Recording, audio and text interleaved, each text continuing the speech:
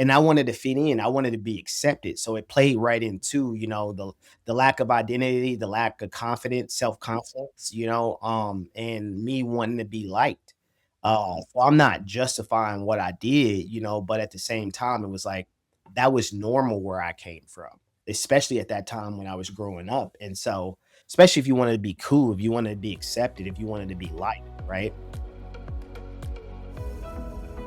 All right, guys, welcome to the Robinson Review. My name is Todd Robinson. I'm your host, and we're really excited. I'm really excited about this particular episode. I think this is episode number 8. We've got a student of mine, a good friend of mine, Manny Herron, who is joining us from Topeka, Kansas. And the reason why this episode is going to be so awesome is because we're going to hear Manny's story from how he got into real estate. And, I was thinking about this as I was getting ready for this episode. Most real estate investment careers start from leaving the corporate job, right? Leaving the 9 to 5. This one starts from leaving federal prison. And so it's going to be an interesting, wild story. I can't wait to hear more about it. And we're going to dive in deep. We're going to dive in deep into what, the history, the facts, the changes, the pivots, and how Manny turned himself into who he is today, because it's an incredible story. So without further ado, welcome, Manny. Glad to have you on the show. Yes, sir. Thank you so much, Todd. Man, it's good to be here. Good to see you as always. Yeah. So I guess tell us, what was life like for you growing up? I know we have kind of and I want to hear, like, kind of what happened, how you got into that. But before that, like, what was life like kind of before going to federal prison? Yeah, no, that's a really good question. And so I kind of like to just start off with my Genesis story. So my name is Emmanuel Manny Herron, but it wouldn't really make sense if I didn't start from the beginning of adversity. So how I got my name, Emmanuel, when I was born, I was actually born dead. I was dead for about 15-ish, almost 20 minutes. And my mother also suffered some life-threatening complications, but we were both able to live. And at that moment, my mom named me Emmanuel, which means God is with us, right? And I remember when I got a little bit older, she told me, she's like, "Hey, Manny, God has a really major call in your life, and if you don't do it His way, it's not going to work." And I was just like, you know, here we go, right? She would always tell me to much is given, much is Required. required. Yeah. And so anyway, it seemed like that. I tried to get away from that all my life. When my mom, she was a single mom. I have 4 other siblings. I'm the middle child. We were born in poverty. My mom was a Christian. She worked a few jobs, but just really could never seem to get ahead. And we lived in Wyandotte County, which is one of the poorest counties in Kansas City. And there was drugs, there was violence. I mean, I grew up back in the 90s, so crack epidemic was at an all-time high. uh Gangs were at an all-time high, and my brother was in a gang, and so I saw that growing Is this up.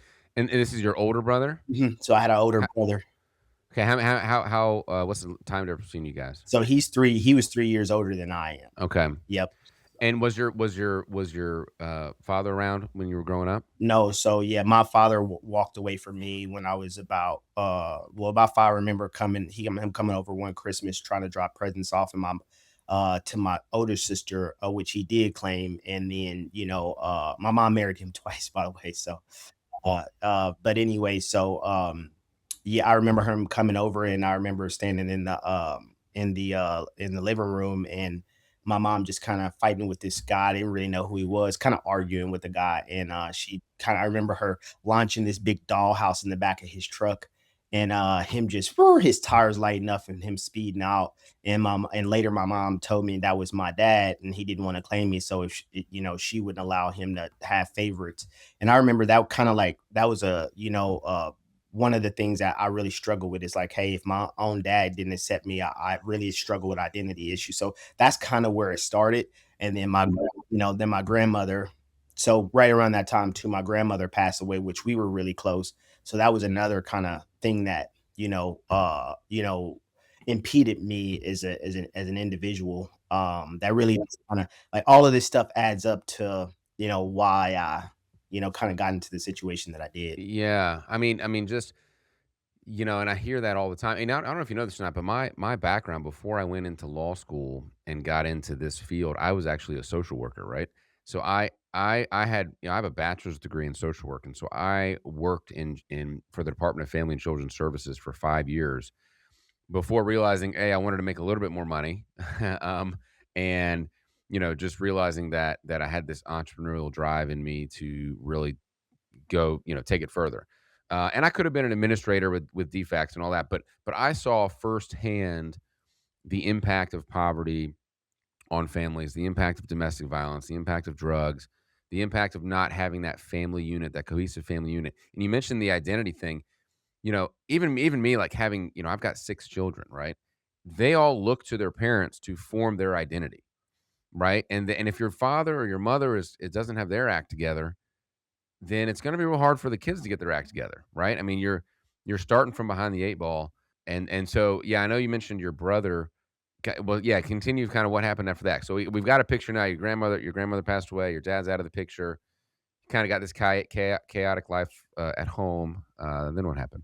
Yeah, so then I go into school. So this all really happened right at the age, I'm 5 years old when my dad had when that happened, and not too far from my grandma, and I ended up getting kicked out of the kindergarten. I say that I was a natural born leader at the beginning. I wouldn't sit down and do my own work. I wanted to help everybody else, and I almost gave my teacher a nervous breakdown. But anyway, yeah, so I had to do kindergarten over, but in that time we got tested. My mom got some tests on me, so I have ADHD, and then I was dyslexic. So I struggled a lot with just a learning disability. So it was just difficult for me to really pay attention. But I had this elaborate imagination, but one of the great things about, kind of how I got to, and it's leading up all the way to how I like got introduced to real estate. And so I remember I we were staying with my grandpa still at the time because my mom moved in and was taking care of my grandmother when she had cancer. And I remember I was there when she took her last breath. But anyway, so I remember probably it was about 11 or something like this, 11 or 12.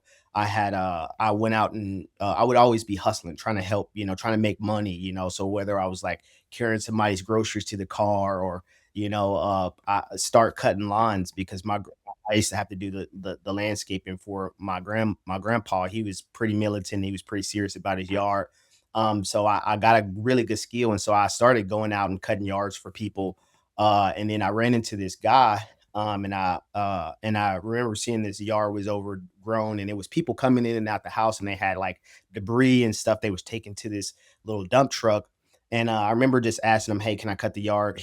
I badgered him for about 2 weeks to let me do it. He finally let me cut it, and he was like, "Hey, well, what are you gonna charge me?" I was like, "How about this? If you like it, you can pay me what you think it's worth. If you don't like it, then you don't have to ever talk to me again. You got a free yard cut." And so he comes back. I get done. I was waiting around for him about the time he said he would be back. And he pulled up and he got out and he was just like, looked around and he was like, "Man, you cut this?" So, I'm 38 now. So imagine how I looked at 12. I probably looked like I was like 7 or 8, right? Right, a baby face, yeah. Yeah, so he just was really amazed that, I took so much attention to detail, and he was like, "Hey, I got another yard for you. You go cut this." And then I eventually found out that he was a real estate investor, because I saw some guys coming in with it in trash. I was like, "Hey man, I can clean that up pretty good. Like I'm pretty good at organizing, right?" And so he eventually just like kind of just start teaching me about the real estate game and what he was doing. And he mainly rented to like older people. And I remember wanted from going, I was like, I had this realization because I saw my mom like kind of struggling, and we would have to move 2 or 3 times a year. And I was just like, man, it was because she had horrible landlords, and they just kind of was taking advantage of her because she didn't have the best credit, so on and so forth. And I remember making a decision. I was like, when I get an opportunity, I'm gonna invest in real estate. And I went from one to just cut the line to owning the line after I spoke with that guy. And so that's how I got my introductory to real estate. So this is like 11, 12, 13, Hmm. kinda beginning teenage years? Yep. Yep. Yeah. I kinda have a similar story in that my high school girlfriend. We had a long relationship in high school, but her dad owned this is at University of Georgia in Athens, right? And so her dad owned like 25 or 26 single family homes and an apartment building. And what I did every summer for like all through high school is I would get in his old beat up van and with his lawn equipment, and I would drive around to these houses and cut these yards. And then he would do renovations, and I'd come in with the sledgehammer and knock down the walls and do the demolition, not even really knowing, hey, this guy's a real estate investor. Like, I had no clue. I was like, yeah, he owns these houses. That's cool. But it didn't concept didn't click for me quite yet. All right. So you're 12, 13. This sounds like a positive spin on what's happening so far in your life. Yeah. And then it kind of the tables kind of turned when I was 16. And my mom was about to go out of town. And I remember, she just was like, "Hey, I don't really have a good feeling. I just turned 16. It was, about 2 days before maybe a day after my 16th birthday." And then like, my mom was like, the next day, she's like, "Hey, I'm not having a good feeling. I'm gonna head out of town. I'm gonna send you to Chicago. Like you need to get out of here. Like she's just like, you're kind of just." I was following my brother more and he was, into even more crazy stuff and it was kind of just getting very tumultuous over there. Uh Yeah. Well, talk about that for a minute, because I know your brother influenced a lot of this, right? So what kind of stuff was he into, and what did you see in him? Like, you wanted to be like him, I assume. I mean, he's the older brother, right? Yeah, I wanted to take all the positive things out of him. There were some pretty negative things that I witnessed in him, just kind of he's always fighting, he's a pretty violent guy. And I never wanted to be that way. So I was kind of the gentle type of gentle giant in a sense, but I'm short. So I'm like 5'6". So I'm not giant by far, but I would rather lean to, diplomacy rather than just, strictly violence. But anyway, so I would watch him and I mean, seeing him selling drugs and, he just, kind of abusive with, with his spouse and they just had a really toxic relationship. It's something that I never wanted to be a part of. I mean, I grew up watching my mom kind of, being abused and I just, that was something that was like, you know, something that I detested the most. It's like, I look at a woman and it's just like, hey, they're no way they can no way overpower us in a sense. I mean, unless they're just like an extreme bodybuilder. But in most cases, it's like I just saw my mom go through that and I never wanted to put anybody through that. And so I would see that about him and didn't want to be that, but I feel like he was pretty cool. He could sing, he can dance, he could rap. I mean, he had he was handsome. So all the girls liked him, and he always had nice stuff. And I was like, I wanted to be like that.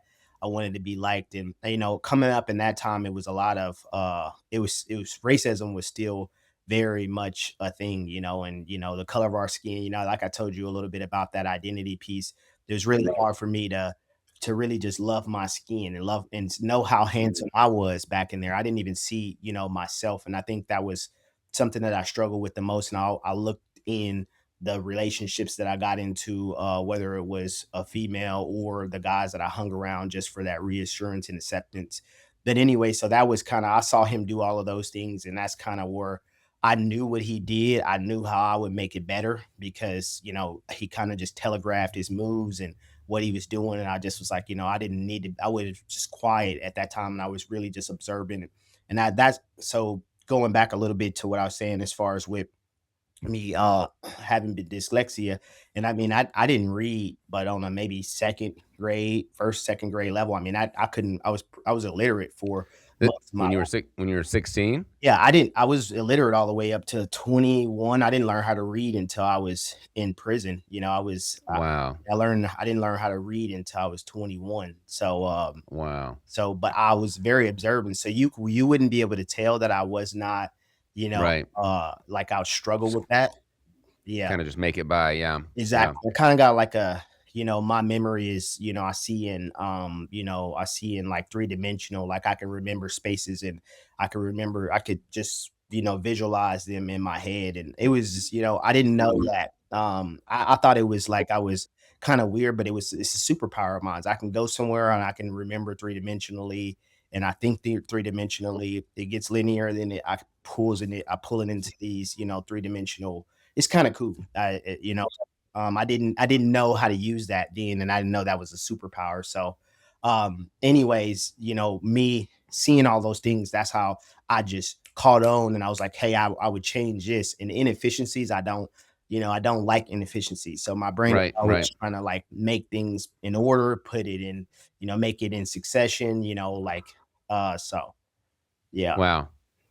When was the moment that you realized life had just changed forever? hmm Um, the moment, so like I said, my mom said that Yeah, you were she was gonna ship you off to Chicago. I guess you had family there.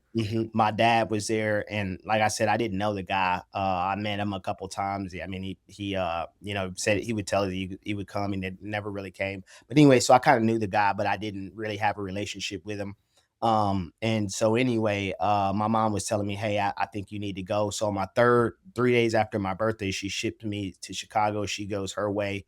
And I remember before that, my brother was just like begging me, like, "Hey, ask your dad if I can just like take you to, ride with you on the plane and make sure you get there safe.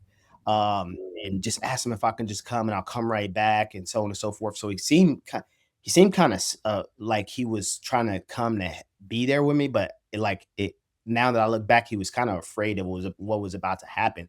Like he knew something bad was about to happen to him. Your brother did. Yeah, my brother did. Okay. And so, Okay. anyway, I ended up lying to him and was like, "Hey, yeah, he said you couldn't come." But I kinda secretly like, man, he always kinda had the attention because if he was in trouble, my mom was having to cater to him, or like I said, Mm. kinda like the cool guy. So everybody just seemed like they wanted to be around, him. And so I was like, this is my moment. I finally get a chance to kinda, have my dad to myself. I always yearned for that, but just never had the ability. So anyway, I lied to him. So I remember landing, we go and get a dinner. He's like, "Hey, make sure you call me when you land." Anyway, so the next day, my dad, um, my dad calls me and he's like, "Hey, make sure you're at home.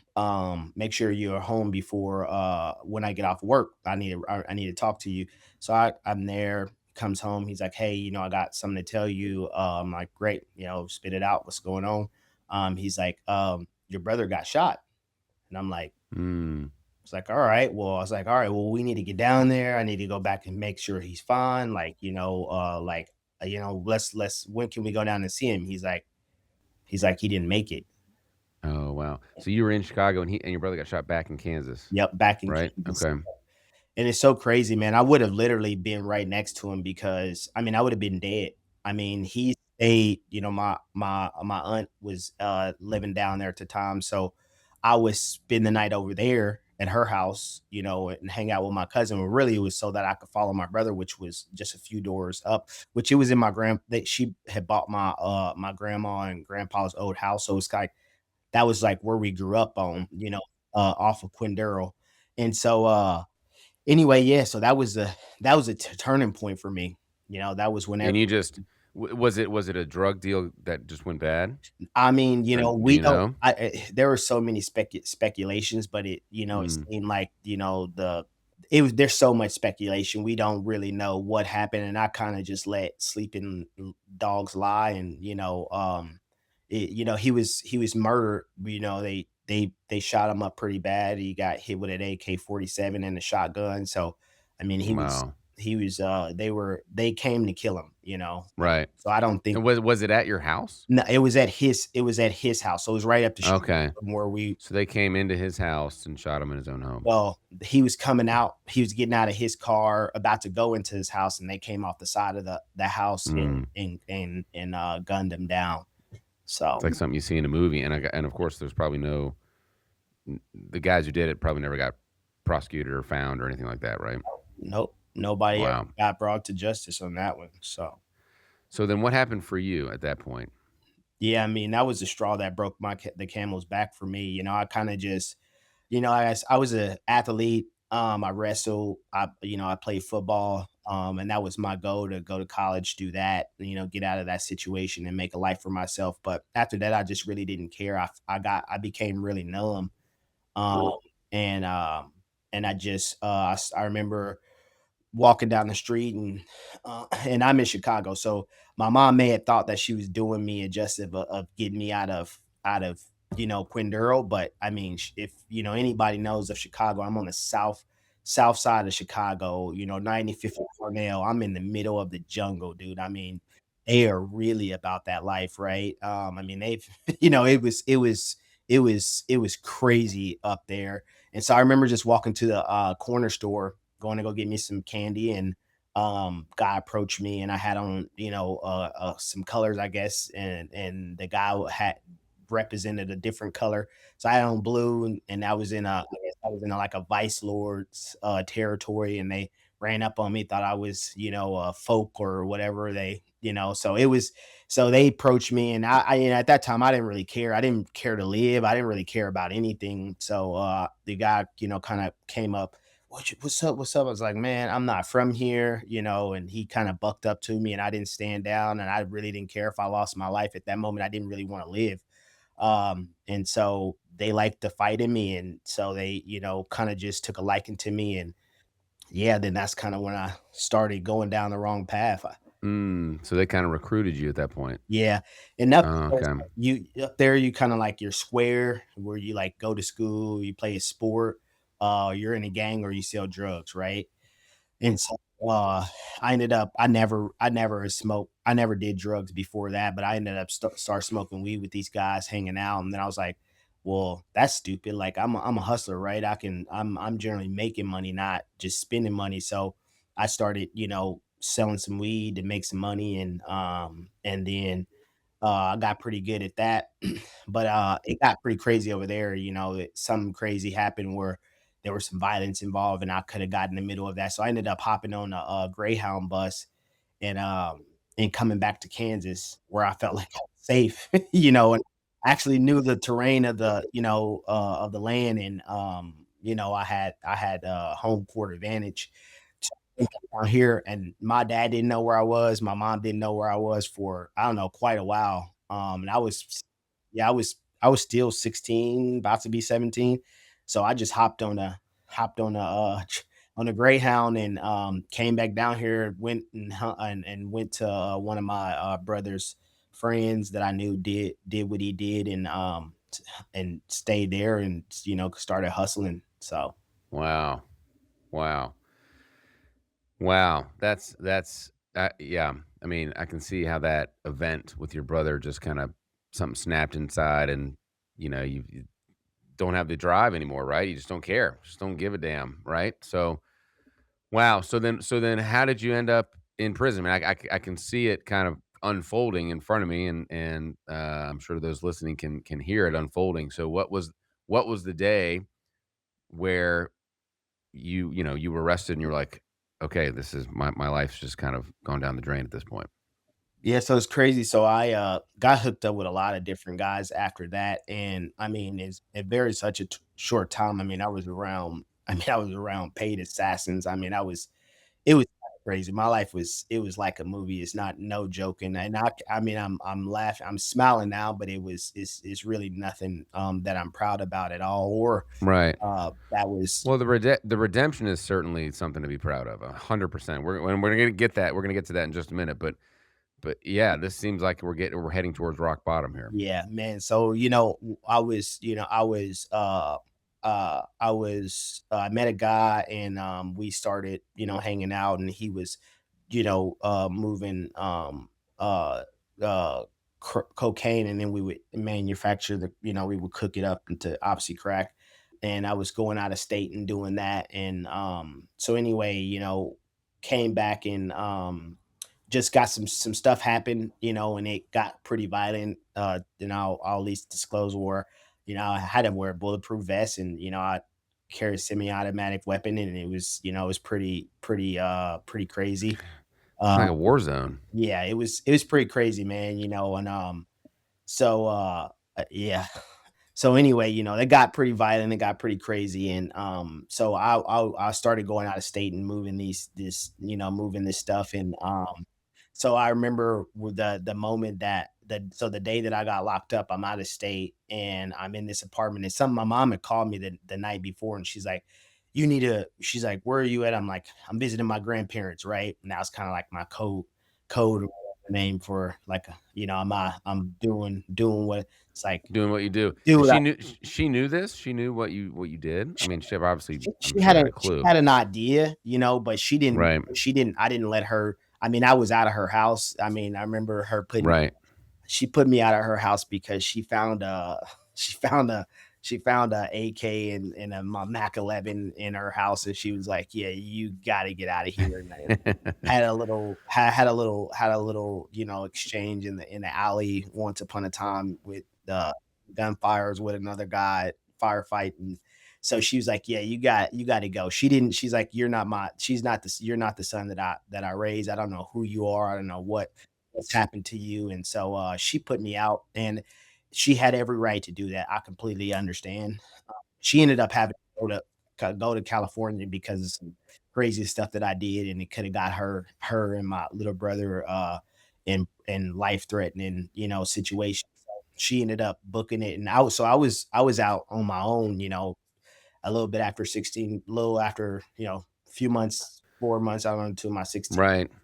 I So don't I think you got locked. I think you were 18 when you got locked up, right? Yeah, I was 19 when I got locked up. 19. Yeah, Okay. So so was it like a sting operation, or were they following you guys for a while? And or I mean, and being a lawyer, I know that, carrying drugs across state lines, that becomes federal problem, not a state problem. So that's why you had federal charges, I imagine. But yeah, how did they catch you? Like how did that happen? so crazy thing, so all along, what I found out once I got inside is the guy that I was, hanging out with, and the girl that we would do go down there and, because we would she's kind of our mule, whatever. Anyway, so Mm, um mhm. they were informants. So Oh, no way. he had already, he had done a prison sentence, but anyway, so yeah, like they were informants. So they already knew they essentially, I mean, when you're an informant, you kind of got a license to do that stuff. Right, right, right, Like right. rope the other people in, and you're kind of, The snitch. yeah, They're snitches. exactly, right? And Wow. so, I didn't know that at the time, but anyway, so something we had got into an exchange, me and the guy, and, so we weren't on good terms. He probably wanted to take my life. I probably wouldn't, would have defended myself, and if, so it kinda got pretty bad. So anyway, so I'm down there, and I went down there by myself because I needed to make some quick cash. And so I remember laying on the floor. My mom called me and told me, "Hey, you need to leave. Whatever you're doing, you need to leave. I just had a dream, blah, blah, blah." And she's done this a couple times in my life. It was like, "Hey, you need to stop. You need to get away wherever you are." And God kind of, speaks to her and let her know, what's going on. And I didn't listen to her. I thought she was just overreacting. And I'm like, "Oh, I'm good." Well, she was right. And so next morning I hear a knock on the door, and the lady that I had there, the place I was staying at, she just like it was early in the morning, she just swings the door open, starts like pa going off, and then, get out ATF or whatever it was. They screamed out FBI, whatever it was, and I was laying on the ground, and I didn't have any drugs because I mean I had sold out. Um but had some cash on me, and then I had a weapon. So I was like, "Hey," I just put my hands up. And I was like, "Hey, don't shoot. I have a weapon here." And so they rushed me and secured that, and that was the last day that I was out, man. So Wow. So they already knew about you, and they just came to this house where you guys were operating. Well, did they get anyone else, or was it they were it just was coming just for me. you? It was just me at the time. I mean, because I went down there by myself. Right, So, right. and obviously when I came, they saw a bunch of trap. Like they know. I mean, it's a small town. Yeah, It was a yeah. small town, and so yeah, man. So So then yeah, wow. So then obviously, y I mean, we don't have to get into the whole trial or anything. I don't know, did you plead guilty or did you plead not guilty and you went through the well, whole went to not. sentencing? Yeah, I pled no not guilty. Went there and got sentenced. And I remember, yeah, I got sentenced to 181 months consecutive. So 100, so it was like 106, it was 60, and then 121 consecutive, which gave me 15 years. and you serve about 87% of your time when you're in the federal government. So I probably would have had to serve about 13 and a half or something like that. I mean, what you were already in that life, so what went through your mind? I mean, what went through your mind the moment that happened and the moment you realized, "I'm going to prison for 10 years or 15 years?" Yeah, I mean, as I look back, I was a kid. I mean, Right. you got Were you still like rough and tough, like, "Oh, screw that. I wanna just, make my name make a name for myself inside and, be fine. This is just part of the life," or was there a piece of you that was, like, scared and like, "Oh my god, what did I do? I really messed this up royalty." Yeah, man. I mean, I think I didn't know. I didn't even understand what I was doing. I was like when my mom made that statement, like, "You're not the kid that I know." Like, I feel like I was just trying to fit in. I feel like I was survival mode, I've always been a guy like I'm not gonna let somebody push me around, but I'm not gonna go and just like be a bully, right? So, and I was angry. I was just angry just because of how my life, turned out. I was angry because my dad wasn't there. I was angry because my brother was murdered. I was angry because we were poor. I was just angry. I was as some things happened to me, where I was, physically, violated. Like, I was just angry. I didn't have a easy life whatsoever. I was just angry, and so I didn't even really. I was blinded by my anger. And so I don't think it was. I don't think until I heard that gavel drop and it was like 181 months. I'm like, holy crap! Like, I started to understand how serious of a crime of what I did, and all of the things that I did. And then I was just like, man, I started, when I got in there. So when I grown where I come from, right, like it was not looked at. You got to understand like the psychology. That's why environment is so important. It's like my environment reassure, and reinforce that all of the things that I was doing was normal. That was normal Right. in my environment. Right. It was not abnormal to not sell drugs, to see that, like, yeah, some people didn't do it, but that wasn't like it was like There looked up to, people right. up to that. They were The yeah, the squares that were out there getting regular jobs and going to school, they were the abnormal ones, exactly. Yeah, right? yeah, it was like, "Dude, you a square, like, you corny," like that, like, and I wanted to fit in, I wanted to be accepted, so it played right into, the lack of identity, the lack of confidence, self-confidence, and me wanting to be liked. So I'm not justifying what I did, but at the same time, it was like, that was normal where I came from, especially at that time when I was growing up, and so especially if you wanted to be cool, if you wanted to be accepted, if you wanted to be Right. liked, right? Right. Right. Man, okay, well, what was the har well, I guess, what was federal prison like? I mean, how was it, how what was it like, and kinda what was the hardest part? Yeah, man. I remember going in there, and man, I was afraid. I was afraid, like, man, like, I'm gonna have to like I'm gonna get shanked, or I'm gonna have to shank somebody, and then I'm never gonna get out, or somebody was gonna try to take advantage of me because I was young. So it's like, they're gonna physically try to, like, you see the things on the movie, don't type of stuff, right? And so I had all of these ideas. So I just remember when I got in there, as soon as I was in the county, like, I just started like working out. So physically, I wanted to get myself just prepared to be able to defend myself in whatever situation. And I remember I would just like every night I had a routine, and I would just like shadow box. I just was like getting ready, right? Right, right, right. And so, anyway, I go in there, and I remember, they process us, and I was in like a medium low, and I remember walking in these huge walls, and we're walking down the courtyard about to go to our thing, and it was just like a line of people. The compound was shut down. Everybody, you could just feel all the eyes looking at you. And so, yeah, dude, I was just like, all right, it's game time. And so I kind of had this, like, I never been afraid, but I've always been like, I was afraid, but I wasn't like paralyzed. So I don't, people have that, like, the best way to explain it is you have fight or flight, right? And I Right, always right. have fight. I'm not a flight type of a guy, right? So I'm like, okay, like whatever we got to do, we got to do. And again, I was quiet, so I was never a guy like I told you that wasn't my mo to be blah blah blah, all that trying to be tough Tony type of stuff. But I also Right, right, right. but I also wasn't gonna just be, whatever, pushed over.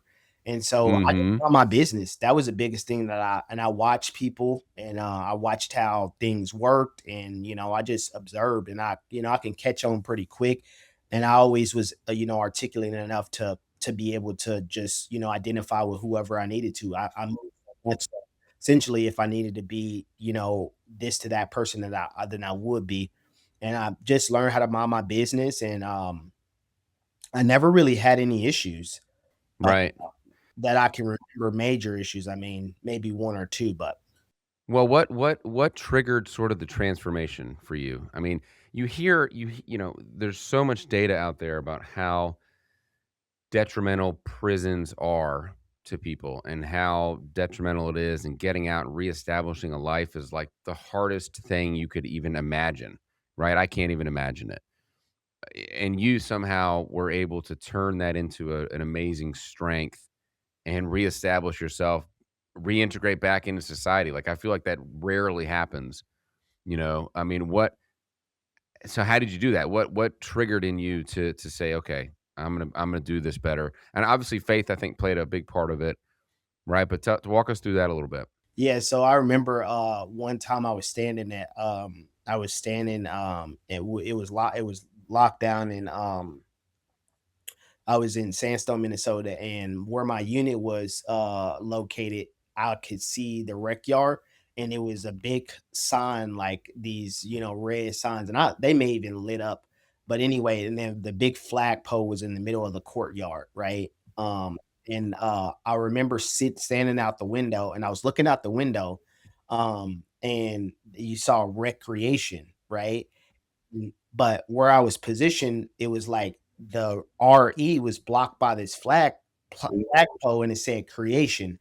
And then I went to the other side of it and I could just see the RE, and then it said re. And then I was just like, recreation. Oh, recreation. So I was just like, oh, and I just feel like I had this like, epitome, like recreation, like I can actually recreate myself. And so that was looking at it, I was more focused on the physical side of things. And so I remember saying like, hey, I'm going to dedicate, and it was a weight yard, so I was like, hey, I'm going to dedicate myself to like getting really fit. And I remember I turned myself into a specimen. I was like, I wanted to look like an action figure, and I did that, and I remember going in there 35 and ballooning up to like, I don't know, like 185 or something, and I'm just like straight pure muscle, and I'll just like a specimen. I mean, I can lift tons of weight, and I can do with, you know, you know, 4 plates or around me doing pull-ups, and I just was like, I never knew that I can push my body to that. And then I just was like, uh that started the physical side of things, and I started to like connect it a little bit to the mental. Then they had me in GD classes, and I didn't want to go, and like I just struggled with it, and I really just didn't have a lot of confidence in myself, right? I didn't really like, I remember what happened before I got kicked out in kindergarten, and this is what I think spiraled me. It was a seed that my kindergarten teacher planted, and I remember her telling me, she's like, only 2 things are going to happen to you when you grow up. She's like, you're either gonna be dead, you're either gonna get killed, or you're gonna go to prison. Kindergarten teacher told me that. You're never gonna amount to anything. Like, you're stupid, you're illiterate, you're never gonna amount to anything. And I remember that stuck with me. And I thought I was dumb, my whole life, But anyway, so that was the physical side of things. And then I went down to a low, which was a prison camp. And I got caught bringing Mm, contraband. So I got stuck in the shoe. And I remember they mm, they gave me 180 days in the shoe in the shoe. in the shoe. So 6 months. 6 months. So, but remind you, I got 181 months, right? And then I got 180 days. So I just started, like, obviously you're locked down for 23 hours. You get a let out for 1 in a dog cage, right?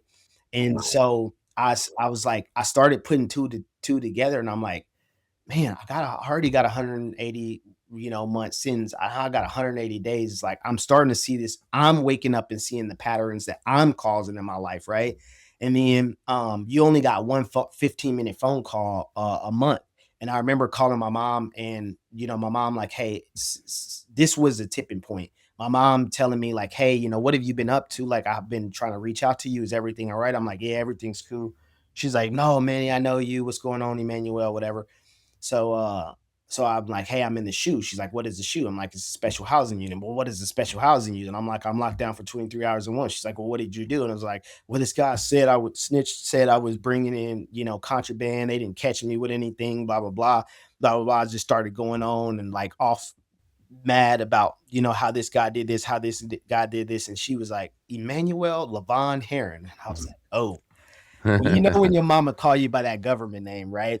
Right. And she's like, when are you gonna take responsibility for your actions? When are you gonna stop blaming your dad, your situation, me? Like, when are you gonna start taking accountability for what you did? You got yourself in there, right? And she's like, man, she's like, I already told you, God has a calling on your life. And until you surrender and submit to him, none of this is gonna work. She's like, and one more thing, you're a coward. Click. Wow.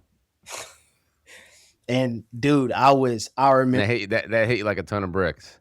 ton of bricks, man. And I remember sitting in that, like standing in that cell because they took the phone away and you don't get another phone call. Like it's just one. Right. And I'm like, crowd waited 30 days to hear that. And I had another 30 days to just think about what she just said. And I remember, in the shoe, this is like stainless steel sink, and it's just attached to the stainless steel toilet. And then it has like a stainless steel mirror. And it was all graffiti up. And I remember looking in that stainless steel mirror, and I looked to my right and I looked to my left, and I'm like, there's nobody else in here but me. So it's on me to change and do some stuff. And that's when I made the decision, like, you know what? I'm gonna change, like, and I'm gonna learn how to read. So that's when I started to learn how to read. And I remember tearing some pages out of the book, and I'll go into the when they would let me out in the cage, and this guy, and I was just walking. You're not supposed to have anything when you go out there, but I'm like loaded up or whatever. So anyway, the guy, I would read it, and then the guy saw me like trying to like sound out these words, and he's like, man, you don't know how to read, man? And I was like, man, kind of, well, yeah, what, about to, he's like, hey, man, chill out. Like, hey, I'll help you, I'll help you learn how to read. And so he started like, to help me, like, hey, this is how you sound this out. And then he's like, all right, just bring out a page of a dictionary and I'll show you how to like read it. And then you gotta, This is another inmate? or inmate, yeah. Okay. He's like, and then I'll show you how to like read the words in there so you can sound them out. And then that's what I did. And then I would just read. So my vocabulary is pretty extensive, and people wouldn't know that I was illiterate up until 21. And I have such an extensive vocabulary now. And Because you learned to read by reading the dictionary. I read in the dictionary. Right? So it's the only way that I know, right? So it's just Right. so that is that's how I learned how to read. And and so I'll enunciate it just the way that it would, Right, right, right, it, right. The phonics, learning the dictionary phonics. I learned the phonics. I learned the just this the suffix, the prefix, what all of that stuff meant. And so anyway, I learned to read. I read about 50 books, and that my brain was just like, oh my God, it's Yeah. such a big world out here. Um, Wow. Wow. But so, I mean, so that moment you heard your mom's voice, that hit harder. There was probably no one else on the planet that could have had that impact on you. And it's interesting, knowing how much she struggled in your childhood, and you probably struggled with her and had kind of maybe a tumultuous relationship, just given the situation. Every child, I mean, that it's just the power of that relationship between a parent and a child, right? And even in your darkest moments, she had that kind of influence. And what I also hear is you just had to make the decision for yourself. No one, I mean, you were in federal prison. No one's going to do it. No one's going to come to save you at this point, right? You can live out your life, the rest of your life, like a dog in a cage, or you can try to do something about it. And there's no one else that's going to, to help you. And I try to say that, just in life to my, my students, my employees, my people that I work with, like, no one's gonna toot your own horn. No one's gonna toot your horn for you other than yourself, right? Everyone's out there for themselves, and if you can't pull your own self up by your bootstraps, no one else is gonna do that. So that's amazing. So then at that point, when did you start? I mean, God, you're 19. You get out at 29, all those birthdays for 10 years. I would just go crazy. I mean, did you have to live like one day at a time, or were you just kind of like, this is it? No, so what I did was is and what I believe was is that I had this hope. I thought that I was gonna get out early. So I didn't think that I was gonna be in there that long. So that was like me not, and maybe I'm neurodivergent anyway. So at this like time is really hard for me. That's why I gotta really be intentional about time blocking, Right, my schedule, right? Because I'll be like, oh, like dang, it's already been a month. Like, right, right. and maybe that did it to me. I don't quite know. But what I would do was is no, like I had like the moment the light switch and what happened, Todd. So what happened to me in that moment is I realized that I was not the victim. I had to change my mindset from a victim mentality to a victor mentality, meaning that and in the Bible it says that we're more than conquerors, right? And so that means nothing in the Bible tells us that we're victims, right? It tells us that we are warriors, that we were born and bred, to conquer. So yeah, so that's when I made the paradigm shift that I wasn't, I no longer was going to be a victim, that I was a victor, and my reality was based off of my decisions and my commitment to increase my abilities to create that in which I desired. And so yeah, and then I just went on that journey, and that's what got me through. So the question you asked me was like, how did I get through those 10 years, 10 birthdays? Like, how did I stay mentally tough? How did I get to, and that was Yeah. prior question you asked me at the beginning was how did I stay from, essentially, with reentry, what I made a decision in there because I saw a lot of guys and they call them like burnt out. Like, man, this dude is Hmm. burnt out, meaning like they were like crazy. They were institutionalized. And so what Yeah. I said is I was gonna use this for a recreation, you know, Kind of a rebirth of Manny. Right. exactly. And so, what I did once I learned to read, I got my GED, and then I taught myself to speak Spanish. And it was a lot easier because I learned phonics to write. I learned English correctly. So, Spanish was a lot easier because I understood conjugations and all of these different things. But anyway, so and then I just learned complex business concepts. So I still have my planners from when I was in there. I mean, and I got planners where I was meeting with, high level people. I mean, millionaires, heck of millionaires, billionaires. And I mean, these dudes didn't do some good things and they were in there, but I was in the federal government. Like I got an Ivy League education, like I met Jeff Skillings and he was one of my mentors and he taught me like what not to do. Right. And I mean, he was the Mm. CFO of Enron, which is, not a, Oh, you met him in yeah, prison? yeah, we would walk the track. Wow. He, taught me a lot. What? Taught me a lot of different things. Get out. Yeah, That's awesome. yeah, man. He's still in there, right? No, we literally had the same exact. That was another reason why we kind of connected. We had like the same exact sentence. We had got we came in around the same time. So he's since out. I haven't spoken to him since he's been out. I don't know what he's been up to. Wow. But it was cool to, meet guys like that. I mean, this were pretty high profile people that I was able to, just absorb information from.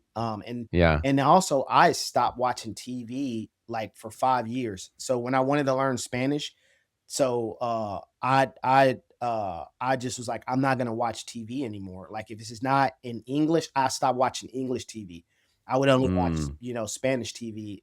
So no the novelas, whatever, I would just watch. Right, right. Um, and so yeah. Well, what was the first thing you did when you got out? Like the very who picked you up? Your mom picked you up? So I think it was my sister. My sister Okay. picked me up and took me to my mom because my mom was in Topeka and she kind of wasn't, in the best situation. So I don't even know if she had a vehicle at the time. I can't quite. remember.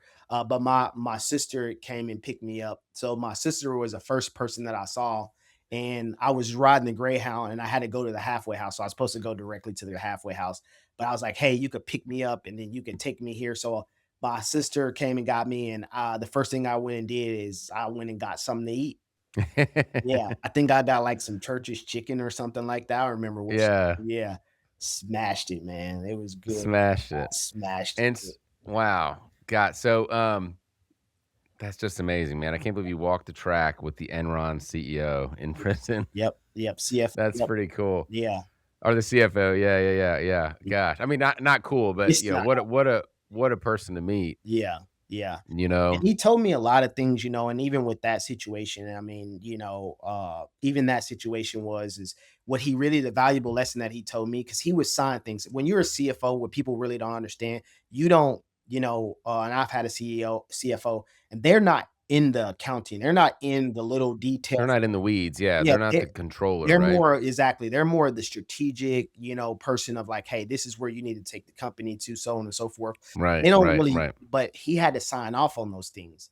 So one of the things that he told me and one of the valuable lessons that I learned from him and I've used and it saved me tens of thousands of dollars already is he's like, "Hey, never sign anything that you don't understand." And I've taken Mhm. that to the guts with me, and I mean, it's kinda weird, but I like reading contracts. Like, I remember a time where I just Yeah. read a bunch of contracts. I would just read them, and it wasn't anything to do with me, just so I could understand, like, they played little bitty words, it's just a Oh, yeah. bitty sentences, and it's just like, that'll catch. Hey, that's how I make a living. Yeah. But anyway, so you know this more than anybody, Yeah. you know, All those little words matter. Yeah, they do. 100%. Yeah, so So tell us, we got about maybe 5 or 10 minutes left. So you get out and did you knew you wanted to start in real estate, I think, right away, right? mhm, yep. So I got my personal trainer's license when I was in there, and Okay.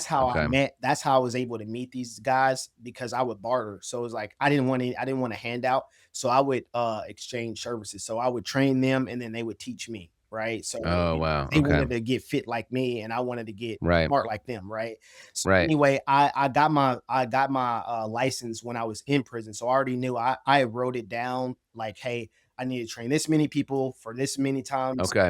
and I would make this X amount. So literally, I had a plan. I had a very clear plan on what I was going to execute on. It's going to be a fitness trainer, and then I was going to do that for a couple years. Maybe I wasn't realistic about my timelines, and then I was going to get into real estate. So anyway, I got out. I did that my first year, and I literally made almost to the penny of which I said I was going to make. So Wow. they actually gave me so not only was I a fitness trainer, I was also they made me a manager. So I was like I had guys working for me. I never had a real job in my life, by the way. Ne- Right, right. This is my first real job, and I had But you had that hustle though, yeah, you turned that street hustle into business hustle. And I always, and I've said this before on especially on this podcast, but you had that fire in the belly. That fire, that insatiable drive, that really that thirst that cannot be quenched of like, I'm gonna do something, right? I'm gonna do something. And if you sit on your ass all day and you don't do anything and you think you're just gonna wait for a handout and you're a victim and you blame everybody else, you're not gonna get anywhere. no, nope, You gotta go out and get it. yep, So yep. So did when did that turn into real estate then? so simultaneously, what I started to do, like again, like I said, I'm fluent in Spanish, so that's one of the greatest workforces, Yeah. in that construction field. And so I started doing project management. So I would go and meet these people that needed bathroom or kitchen or something like that remodel, and then I would say, hey, okay, what? And I didn't know anything about construction, so these guys were teaching me about construction in the way, and while I was doing. Then I was reading, trying to get my general contractor's license, but I started consuming information, just understanding it. Then I'm like, I know I got common sense and I know where when things doesn't seem right, and I'm kind of a bit of a perfectionist. I'm not as much now, but I'm trying not to lean into that. But anyway, so I like things very, top shelf. And, it was pretty simple. I put the scope of work together. I got the guys that I knew can do the work, and then I would manage them, so they stay on schedule and they know they stayed within budget. And that's essentially what, a project, construction company does, right? Is, scope of work, and it's a it's a schedule and it's a budget. And so anyway, I started doing that, and then I started wholesaling. And so what I met this investor, we were going to do a flip together, and then he ended up pulling out of the flip, and I was under contract. I was still on federal parole at the time. So I thought I was going to go to jail if I didn't like perform on this. So I started researching like, hey, how do I sell real estate if I don't own the real estate, but I have a contract? And then wholesaling came up. Yeah. So that came up. And then so I found this guy Flipman something or whatever. And I downloaded his one-page contract, and I knew how to read contracts. So Right. like, oh, call him. Didn't I call? Actually called him because I wanted to make sure I was filling his contract out correctly. And he actually answered the phone, and he's just like, "Yeah, call this number if you have any." So he told me anyway. So I had the lady sign that contract, and then I ended up wholesaling that house, and I made, I don't know, 13 grand off of it. And I was like, "Holy crap!" Like, I can make this work. I can make this work as like proof of concept. So I did that for a while, and I made a bunch of investors a lot of money. And then one of the investors was like, "Hey, I got this, company, you want to get in?" And then I ended up getting into that. And then we ended up starting another real estate investment company. And then my construction company grew because I had my team now. So I started hiring, I hired a project manager, a general contractor, and then we just started, building our rental portfolios. Right, man. So now you're the CEO of multiple businesses, happily married, couple of kids. Amazing, amazing story. And I'll never forget when you and I started, doing some stuff together. Yeah, I asked you for your org chart for all your businesses because I wanted to see it. I'll never forget this. And at the top of the org chart was God. It was God, and then the rest of the businesses, and you was the CEO, but above you was God. I thought that was so cool. I've never seen that before, and it's just a great reminder, right? And we can only do so much, right? We got to rely on something greater than ourselves if we're going to get through this thing called life. So that's awesome, man. Well, thanks so much for being on. It's an amazing story. I hope it can provide some inspiration to whoever else is listening out there. And if people want to find you, Manny, how can they find you? Yeah, so they can they can email me at Manny Manny at IPGbuilding co.com. They can look for me up on, I'm on Instagram, Manny Herron, and on Instagram, Facebook, Emmanuel Manny Yep. Herron. So yeah. Awesome. Sounds good, man. All right. Thanks.